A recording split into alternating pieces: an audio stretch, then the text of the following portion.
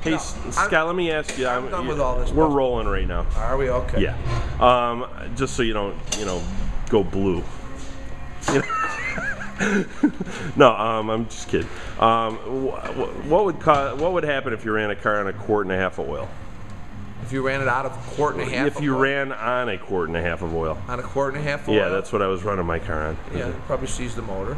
Well, it didn't quite seize. It just. Or it would cause it to have severe mechanical internal damage. I think that's what happened. Yeah. Yeah, I talked to Abraham, and he was very kind to walk us through the process of replacing the motor and what happened.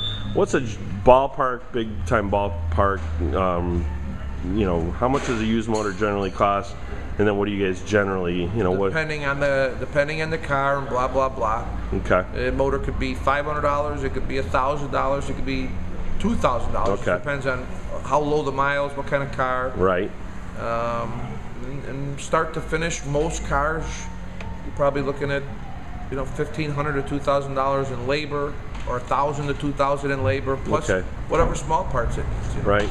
Do you recommend changing over parts, like on the used motor, say the water pump, timing belt, those kinds of things? That depends. That depends on.